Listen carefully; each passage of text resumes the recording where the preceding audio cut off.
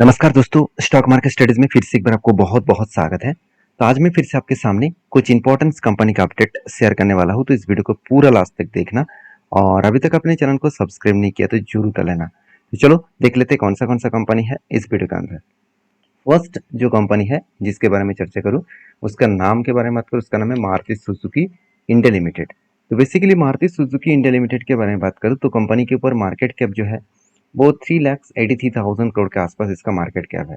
मैं सबसे पहले मार्केट कैप को इसीलिए दिखा रहा हूँ क्योंकि कंपनीज के ऊपर कोई भी कंपनीज के ऊपर काम करने से पहले उसका मार्केट कैप देखना बहुत इंपॉर्टेंस होता है, क्योंकि उसका मार्केट कैप के हिसाब से ही आपको पता चल जाता है कि एक्चुअली कंपनी कितना बड़ा है और कंपनी किस तरीके से काम कर रहा है। अगर बड़ा कंपनी है, क्या उसको सही तरीके से उसको हर क्वार्टर्स में कंपनी प्रॉफिटेबिलिटी को मेंटेन कर रहा है, क्या जिस तरीके से ग्रोथ होना चाहिए क्या उस तरीके से ग्रोथ हो पा रहा है, ये सब कुछ आपको देखना पड़ेगा, जिसके लिए आपको सबसे पहले मार्केट कैप को देखना है। मुझे जो इस कंपनी के ऊपर बेस्ट पॉइंट लगा कंपनी का रिजल्ट, आप खुद ही देख सकते हैं कंपनी का रिजल्ट जो है वो किस लेवल तक यहाँ पे चेंजेस हुआ है। जैसे कंपनी के ऊपर 32,000 करोड़ से 38,400 करोड़ तक सेल्स देखने को मिले। एक्सपेंस 28,300 से 33,200 करोड़ तक एक्सपेंस देखने को मिले। अभी देखिए कंपनी का नेट प्रॉफिट वो भी 2,600 करोड़ से 3,900 करोड़ तक देखने को मिला। मतलब बेस्ट तरीके से कंपनी का नेट प्रॉफिटेबिलिटी, इनकम, एक्सपेंस सब कुछ मिलाने के बाद नेट प्रॉफिट जो है वो अच्छा खासा यहाँ पे ग्रोथ देखने को मिले। 88 से लेकर 125 तक इसका ग्रोथ देखने को मिला है। तो मुझे लगता है जो सिचुएशन बना है उस सिचुएशन के बेसिस में कंपनी धीरे धीरे करके आगे बढ़ने का कोशिश करेंगे। बाकी इस कंपनी के ऊपर आपकी क्या ओपिनियन है जरूर मुझे कमेंट्स करना, क्योंकि इस कंपनी के ऊपर जो डेटा मैं आपको दिखाने के लिए आया हूँ वो सबसे पहले मैं आपको दिखाई रहा हूँ। देखिए इस कंपनी के ऊपर एक ट्रेड बना था, वो ट्रेड कुछ इस रेंज के बेसिस में था। मुझे बहुत सारे कमेंट्स आया है कि सर आपने जो रेंज बेसिस में ट्रेड लिया, ब्रेकआउट भी हुआ, ऊपर भी गया था, उसके बाद नीचे आ गया, तो आप इस जगह पे क्या करेंगे? देखिए जो मैं पहले ही एंटी ले चुका हूँ उसके ऊपर मैं एंटी को हमेशा कंटिन्यू करूंगा, चाहे मुझे स्टॉप लॉस हो कुछ भी हो, क्योंकि यहाँ पे जो मैं स्टॉप लॉस लेकर चल रहा था करीबन 5% के आसपास, और जो टारगेट लेकर चल रहा था करीबन 15% के आसपास, क्योंकि मेरा टारगेट हमेशा 1:3 रेशियो का होता है। मतलब 3% का प्रॉफिट एंड 1% का लॉसेस लेकर मैं चलता हूँ। बाकी देखिए इस कंपनी के ऊपर दो पॉइंट्स को और भी आपको समझना पड़ेगा। वो दो पॉइंट्स क्या है? देखिए कंपनी को ब्रेकआउट हुआ और प्रॉफिट होने से पहले ही नीचे आ गया। तो नीचे जब आया था, जब इलेक्शन का रिजल्ट आया था उस दिन देखिए एक बिग हैमर जैसे कैंडल पैटर्न क्रिएट हुए। तो बिग हैमर जैसे कैंडल पैटर्न क्रिएट होने का मतलब है कंपनी यहाँ से ऊपर जाने का चांसेस लेंगे, यहाँ से ऊपर जाकर वो टच कर सकते हैं। तो बेसिकली जो सिचुएशन बना है उस सिचुएशन के बेसिस में कंपनी के ऊपर एक अच्छा खासा ब्रेकआउट, और उसी बेसिस में कंपनी धीरे धीरे करके ऊपर जाने की कोशिश करेंगे इस हाई लेवल तक। तो उससे पहले हुआ क्या, कंपनी के ऊपर एक करेक्शन फिर से हो गया। तो मुझे लगता है थोड़ा सा टाइम लग सकता है, और बाकी मार्केट में कुछ भी हो सकता है। इसका ये मतलब नहीं है कि कंपनी यहाँ पे 100% गारंटी देगा, प्रॉफिट देगा करके। तो आपको हमेशा प्रिडिक्शन करके ही चलना पड़ेगा। तो बाकी मारुति के ऊपर आपका क्या ओपिनियन है जरूर मुझे कमेंट्स करना। नेक्स्ट जो कंपनी उसका नाम है पॉलीकैब इंडिया लिमिटेड। तो पॉलीकैब बेसिकली एक बहुत मतलब एक अच्छा खासा कंपनी है, क्योंकि इंडिया के अगर सेक्टर वाइज देखा जाए तो पॉलीकैब इंडिया के नंबर 1 कंपनी है, क्योंकि केबल मैन्युफैक्चरिंग इंडस्ट्रीज में पॉलीकैब बहुत छोटा कंपनी, सॉरी बहुत बड़ा कंपनी है, और around 1 lakh crore cross over कर चुके हैं और इतनी बड़े कंपनी बन चुके हैं। क्योंकि कुछ ही दिन पहले, मतलब एटलीस्ट 3 से 4 मंथ पहले ही मैं इस कंपनी के ऊपर जब वीडियो बना था तब इसका मार्केट प्राइस था 80,000 करोड़ के आसपास। तो मार्केट कैप तब तब बढ़ जाता है जब प्राइस बढ़ जाता है। तो प्राइस बढ़ना मतलब मार्केट कैप भी बढ़ जाएगा। तो इस कंपनी के ऊपर जो सिचुएशन है उस बेसिस में मैं बात करूँ तो एक बड़े से इन्वेस्टर ने इसका टारगेट दिया था करीबन 7,120 के आसपास। तो 7,120 के आसपास इसका टारगेट दिया था, जो इस तरीके से धीरे धीरे करके ऊपर गए और इस टारगेट को फाइनली अचीव किया। तो अचीव होने से बाद कंपनी के ऊपर देखिए एक ही जगह पे कंपनी ट्रेड कर रहा है, मगर कंपनी के अभी कोई मतलब रेंज नहीं बन रहा है। कंपनी कंटिन्यूसली ऊपर जाने का कोशिश कर रहा है। तो जितने सारे दोस्त ने कमेंट किया जे कि इस कंपनी के ऊपर आप क्या फिर से कोई एंट्री लेने वाले हैं, क्योंकि पहले जो मेरा एंट्री था इस लोअर लेवल में, एकदम लोअर लेवल में एंट्री था। जब मैंने एंट्री लिया था तब मैंने आपके साथ शेयर भी किया था, और वो तो टारगेट अचीव हो मतलब बुक कर चुका हूँ। अभी फिलहाल के लिए जो सिचुएशन बना है उस जगह पे मेरा कोई ट्रेड नहीं रहेगा। क्योंकि मेरा ट्रेड इसीलिए नहीं रहेगा क्योंकि कंपनी के परफॉर्मेंस ठीक ठाक होने के कारण भी कंपनी के ऊपर कोई ऐसे मुझे रेंज नहीं दिखा जिसके ऊपर मैं ट्रेड ले पाऊँ। अगर कंपनी एक जगह पे कुछ टाइम होल्ड करता तो मैं अलग सोचता, मगर होल्डिंग किया ही नहीं, क्योंकि कंपनी की जो रेंज है उस रेंज को ब्रेकआउट किया है।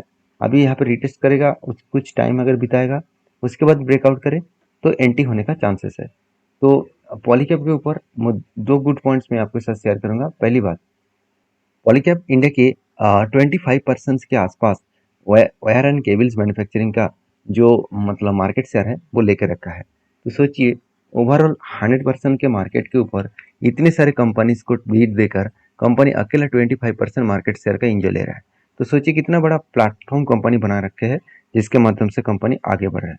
तो पॉलीकैब जैसे कंपनी के ऊपर दूर रहना बहुत बड़ा रिक्सी, मुझे रिक्सी मतलब बहुत बड़ा, मुझे लगता है आप सही तरीके से आपको रिसर्च करना होगा, क्योंकि पॉलीकैब जैसे कंपनी ने, देखिए वायर एंड केबल इंडस्ट्रीज में कंपनी 85% काम कर रहा है, बाकी अदर्स के ऊपर 8.5%, और रेस्ट ऑफ वर्ल्ड में कितना 6.5% के आसपास, और इंडिया में कितना 93%।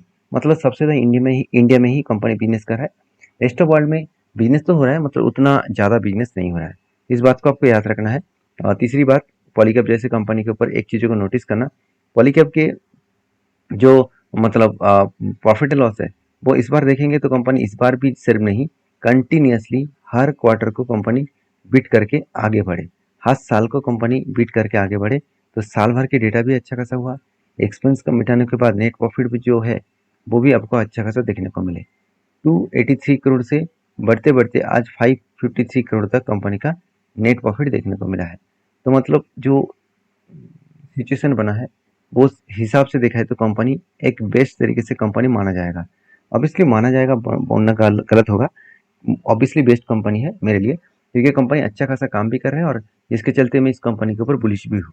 अभी एक इंपॉर्टेंट पॉइंट मैं आपके साथ शेयर करूंगा, इस कंपनी के ऊपर जो म्यूचुअल फंड के जो हिस्सेदारी है वो कितना है, सबसे पहले आपको दिखा देता हूँ। देखिए म्यूचुअल फंड की जो हिस्सेदारी है वो अराउंड 5.5%। तो डीएस के पास कितना होल्डिंग है, अगर डीएस के बारे में बात करूँ तो ओवरऑल कंपनी के जो म्यूचुअल फंड के बाद बाकी जो इसका होल्डिंग है, बाकी जो अदर्स की होल्डिंग है 1.8% के आसपास। तो सबसे ज़्यादा क्वांटिटी किसने उठाया, देखिए प्रोमोटर के बाद 65% होल्डिंग है, उसके बाद एफएस ने क्वांटिटी एडिंग करना स्टार्ट कर चुके हैं, क्योंकि एफएस के पास 2022 में 5.5% के आसपास गिरावट हो गया था। आज सॉरी 5.5% के आसपास होल्डिंग था, आज का कितना है करीबन 13.5%। तो 2022 में जून सितंबर मंथ में कंपनी के ऊपर हालत जो था वो उसी तरीके से खराब होता देखने को मिला था। आप खुद ही देख सकते हैं, आप 2022 का जो आंकड़ा देखेंगे तो यहाँ पे कंपनी के ऊपर जो 2023-22 का डेटा है वो बहुत नीचे था। उसके बाद देखिए किस तरीके से रॉकेट की तरह भागता भागता हुआ देखने को मिले। तो फिलहाल के लिए इस कंपनी के ऊपर जब कोई फ्रेश रेंज बनेगा, यहाँ पे कोई रेंज बने तो मैं जरूर यहाँ पे कुछ डिसीजन लेने वाला हूँ। तो बाकी आपके क्या ओपिनियन है जरूर मुझे कमेंट्स करके बताना। नेक्स्ट जो कंपनी है उसके बारे में चर्चा करूँ, उसका नाम है एनटीपीसी। देखिए एनटीपीसी बेसिकली एक ऐसे कंपनी है जिसके ऊपर हर किसी का एक ट्रस्ट बन चुके हैं। ठीक है, मान लेता हूँ कंपनी एक सरकारी कंपनी है, फिर भी सरकारी होने के नाते भी कंपनी एक अच्छा खासा रिटर्न जनरेट करके दिया लास्ट 2 ईयर्स में। इसका मतलब यही है कि इस कंपनी के ऊपर अच्छा खासा ग्रोथ देखने को मिला गवर्नमेंट के पुश करने से, क्योंकि कंपनी का वैल्यूएशन आपको एकदम सस्ते में दिखेगा, आरओसी आरओई बेस्ड है, इनकम ज़बरदस्त है। और मज़ेदार बात यही है कंपनी क्वार्टरली अच्छा खासा सेल्स जनरेट किया। ऐसे नहीं कि कंपनी सिर्फ भागते चले जा रहा है, कंपनी हास्टली यहाँ पे सेल्स जनरेट किया, एक्सपेंस को भी कंपनी कंट्रोल में रखे, जिसके चलते कंपनी का नेट प्रॉफिट 4,800 से लेकर 6,400 तक कंपनी का नेट प्रॉफिट देखने को मिला। मतलब बेस्ट तरीके से कंपनी का यहाँ पे नेट प्रॉफिट देखने को मिला है। तो मुझे लगता है जो सिचुएशन बना है उस सिचुएशन के बेसिस में कंपनी के ऊपर एक अच्छा खासा जर्नी होने का चांसेस दिखेगा। तो बाकी इस कंपनी के ऊपर आपके क्या ओपिनियन है जरूर मुझे कमेंट्स करना, क्योंकि एज ए इन्वेस्टर प्रोमोटर से लेकर एफएसडीएस पब्लिक हर किसी के पास इस कंपनी का हिस्सेदारी दिख जाएगा। तो एनटीपीसी के ऊपर जो मेरा डिसीजन था वो मैं आपके साथ शेयर करूंगा। एनटीपीसी के ऊपर देखिए एक पैटर्न क्रिएट हुआ था, पहले एक कप बना, उसके बाद एक हैंडल पैटर्न क्रिएट हुआ, तो फाइनली यहाँ पे ब्रेकआउट भी हुआ और ब्रेकआउट कन्फर्मेशन भी हो चुके हैं। इस जगह पे एंटी बना है, एंटी बनने के बाद देखिए कंपनी थोड़ा सा ऊपर तो गया मगर उसके बाद बिग क्रैश हो गया। क्यों हो गया, क्योंकि इलेक्शन का रिजल्ट के दिन था और उस दिन जितनी सारी गवर्नमेंट कंपनी है वो सारे कंपनीज के ऊपर एक करेक्शन, बिग करेक्शन देखने को मिला था। तो अभी देखिए धीरे धीरे करके वो रिकवरी करने का कोशिश करे, मुझे लगता है टारगेट मिलने में थोड़ा सा टाइम लग सकता है, मगर कंपनी में दम है आगे बढ़ने का। बाकी आप समझदार है, समझदारी से काम लीजिए, नेक्स्ट जो कंपनी है उसके बारे में चर्चा करूँ, उसका नाम है, आप देख सकते हैं, Avonmore Capital and Management Services Limited. तो Avonmore Capital and Management Services Limited जो एक छोटा सा कंपनी है, फिर भी कंपनी एक गुड अपडेट यहाँ पे दिया है। मैं एक बार अपडेट आपको दिखा देता हूँ। आप देख सकते हैं स्प्लिट का 28 ऑफ जून, मतलब कल के दिन ही आपको स्प्लिट मिलेगा इस कंपनी की तरफ से, 1 के बदले 10 शेयर। तो जो लोग इतने दिनों से इस कंपनी के ऊपर स्टडी करके काम कर रहे हैं, उसके लिए बता दूं, कंपनी के ऊपर एक्स्ट्रा बेनिफिट आपको मिल जाएगा।